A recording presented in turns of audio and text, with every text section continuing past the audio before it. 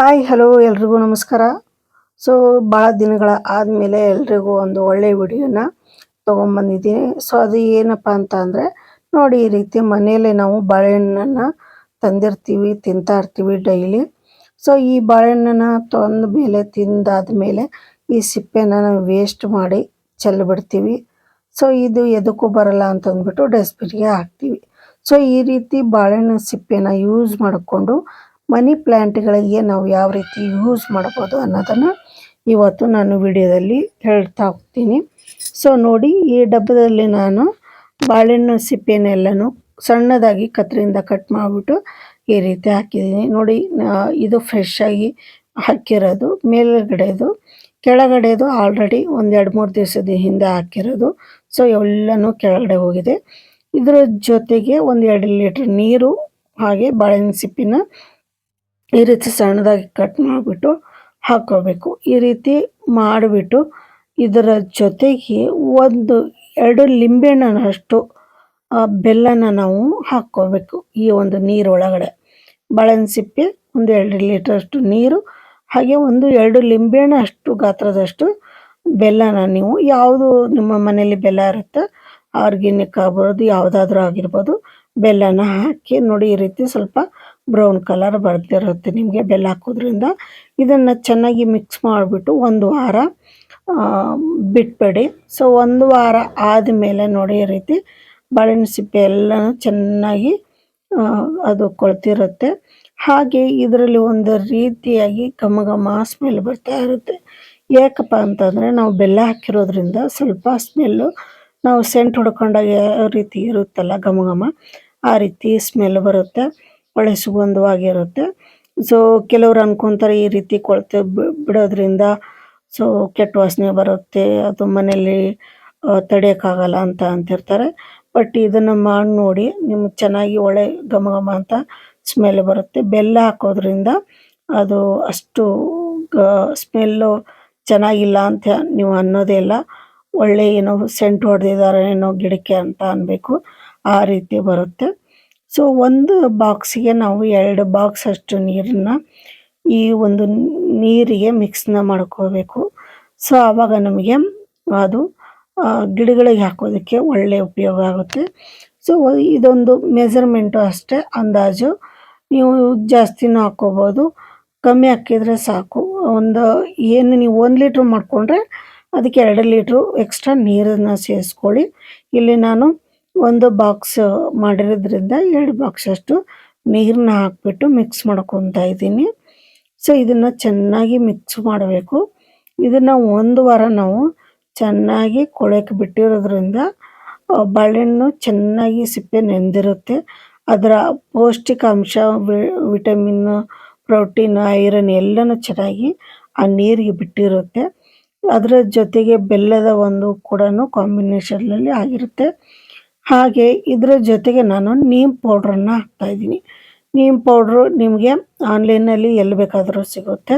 Amazon ಆಗ್ಬೋದು ಅಥವಾ ಮೀಶೋ ಎಲ್ಲಾದರೂ ಸಿಗುತ್ತೆ ನಿಮಗೆ ನೀಮ್ ಪೌಡ್ರು.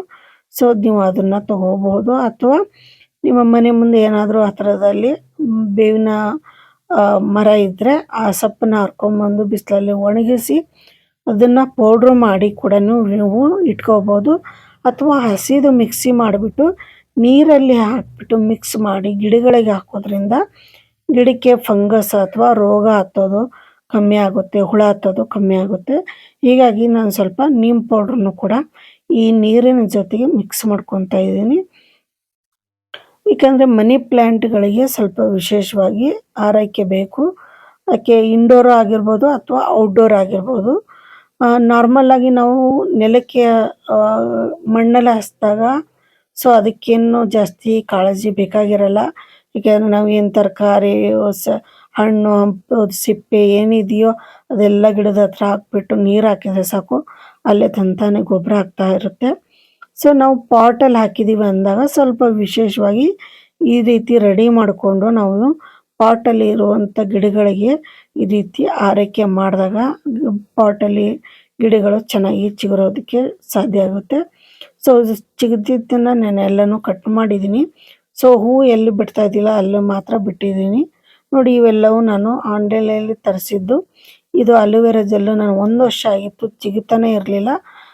ಇವಾಗ ನಾನು ವಾರಕ್ಕೂ ಒಂದ್ಸರಿ ಈ ರೀತಿ ಬಾಳೆಹಣ್ಣು ಸಿಪ್ಪೆದು ಮತ್ತು ಈ ರೀತಿ ಮಾಡಿ ನೀರು ಹಾಕ್ತಾ ಇರೋದ್ರಿಂದ ನೋಡಿ ಇವಾಗ ಚಿಗುರ್ತಾ ಇದೆ.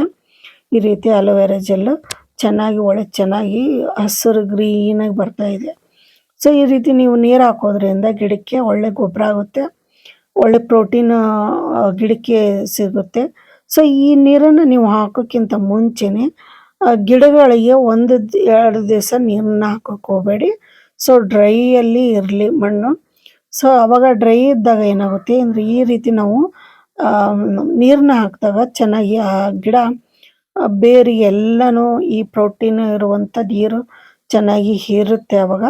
ಸೊ ಬೇರೆಲ್ಲ ಚೆನ್ನಾಗಿ ಹೀರ್ಕೊಂಡು ಗಿಡ ತುಂಬ ಚೆನ್ನಾಗಿ ಹೊಸ ಚಿಗುರು ಹಸಿರಾಗಿ ಎಲೆಗಳು ಇರುತ್ತೆ. ಈ ರೀತಿ ನೀವು ಹಾಕೋದ್ರಿಂದ. ಸೊ ನೋಡಿ ಇದು ರಬ್ಬಲ್ ಪ್ಲ್ಯಾಂಟು.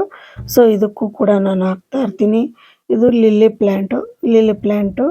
ಈ ರೀತಿ ರಬ್ಬಲ್ ಪ್ಲ್ಯಾಂಟು ಅಥವಾ ನೀವು ಇದ್ರದ್ದು ಬೇರೆ ಏನೇ ಆಗಲಿ ಅಲೋವೆರಾ ಜೆಲ್ ಆಗಿರ್ಬೋದು, ಸ್ನೇಕ್ ಪ್ಲ್ಯಾಂಟ್ ಆಗಿರ್ಬೋದು. ಸೊ ಎಲ್ಲ ಪ್ಲ್ಯಾಂಟ್ಗಳಿಗೂ ಈ ರೀತಿ ನೀವು ಹಾಕೋದ್ರಿಂದ ಪಾಟಲ್ಲಿ ಇರೋ ಗಿಡಗಳಿಗೆ ವಿಶೇಷವಾಗಿ ನಾವು ಕಾಳಜಿ ಮಾಡಲೇಬೇಕು.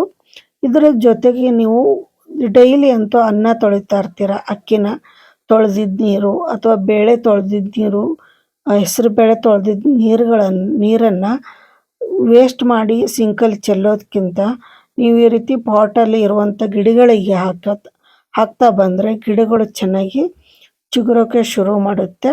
ಸೊ ಅದರಲ್ಲಿ ಒಳ್ಳೆಯ ಪ್ರಾಪರ್ಟಿ, ಮೆಡಿಸಿನ್ ಪ್ರಾಪರ್ಟಿ ಇರುತ್ತೆ. ಅಕ್ಕಿ ನೀರಲ್ಲಾಗಿರ್ಬೋದು, ಬೇಳೆ ನೀರಲ್ಲಿ ಆ ಒಂದು ಪ್ರಾಪರ್ಟಿ ಗಿಡಗಳಿಗೆ ಚೆನ್ನಾಗಿ ಸಿಗುತ್ತೆ. ಗಿಡಗಳು ಚೆನ್ನಾಗಿ ಚಿಗುರೋಕ್ಕೆ ಶುರು ಮಾಡ್ತವೆ. ಸೊ ಇದೇ ರೀತಿ ನಾನು ಒಳ್ಳೊಳ್ಳೆ ಟಿಪ್ಸ್ಗಳನ್ನು ತೊಗೊಂಡು ಬರ್ತಾ ಇರ್ತೀನಿ. ಸೊ ನನ್ನ ಯೂಟ್ಯೂಬ್ ಚಾನಲ್ನ ತಪ್ಪದೆ ಎಲ್ಲರೂ ಸಬ್ಸ್ಕ್ರೈಬ್ ಮಾಡಿ. ಎಷ್ಟೋ ಜನ ಸಬ್ಸ್ಕ್ರೈಬ್ ಮಾಡ್ದೇ ನನ್ನ ಯೂಟ್ಯೂಬ್ ಚಾನಲ್ನ ನೋಡ್ತಾ ಇದ್ದೀರಾ.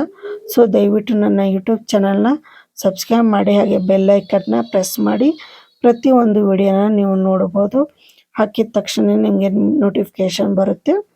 ಹಾಗೆ ಫೇಸ್ಬುಕ್ಕು ಮತ್ತು ಇನ್ಸ್ಟಾಗ್ರಾಮಲ್ಲೂ ನಾನು ಪೋಸ್ಟನ್ನು ಹಾಕ್ತಾ ಇರ್ತೀನಿ. ಸೊ ಅಲ್ಲೂ ಕೂಡ ನನ್ನ ಫಾಲೋ ಮಾಡ್ಬೋದು. ನೋಡಿ ಈ ರೀತಿ ಮನಿ ಪ್ಲ್ಯಾಂಟ್ಗಳಿಗೆ ನಾನು ವಾರ ಈ ರೀತಿ ಹಾಕ್ತಾನೆ ಇರ್ತೀನಿ. ಸೊ ಇನ್ನೂ ಒಳ್ಳೆಯ ಹೊಸ ಟಿಪ್ಸನ್ನು ನಾನು ಕೊಡ್ತಾ ಬರ್ತೀನಿ ನೆಕ್ಸ್ಟ್ ವಿಡಿಯೋದಲ್ಲಿ. ಸೊ ಹೀಗೆ ನೋಡ್ತಾ ಇರಿ ನನ್ನ ಚಾನಲ್ನ. ಹಾಗೆ ಸಬ್ಸ್ಕ್ರೈಬ್ ಮಾಡೋದನ್ನು ಮರಿಬೇಡಿ. ಸೊ ಸಬ್ಸ್ಕ್ರೈಬ್ ಮಾಡಿ, ಹಾಗೆ ನಿಮ್ಮ ಫ್ರೆಂಡ್ಸು ಫ್ಯಾಮಿಲಿಯವ್ರಿಗೆ ಶೇರ್ ಮಾಡೋದನ್ನು ಮರಿಬೇಡಿ. ಸೊ ಹೀಗೆ ಹೆಚ್ಚಿನ ವಿಡಿಯೋಗಳನ್ನು, ಹೊಸ ವಿಡಿಯೋಗಳನ್ನು ತೊಗೊಂಬರ್ತೀನಿ. ಸೊ ಈ ರೀತಿ ನೋಡಿ, ಈ ರೀತಿ ಗಿಡಗಳಿಗೆಲ್ಲ ನಾವು ಹಾಕೋದ್ರಿಂದ ಗಿಡಗಳು ಚೆನ್ನಾಗಿ ಬೆಳೆಯೋಕ್ಕೆ ಶುರು ಮಾಡುತ್ತೆ. ಸೊ ಈ ಒಂದು ಟಿಪ್ಸ್ ಎಲ್ಲರಿಗೂ ಇಷ್ಟ ಆಯಿತು ಅಂತ ಅಂದ್ಕೊತೀನಿ. ಸೊ ಇಲ್ಲಿಗೆ ನನ್ನ ವಿಡಿಯೋನ ಮುಗಿಸ್ತಾ ಇದ್ದೀನಿ. ನಮಸ್ಕಾರ.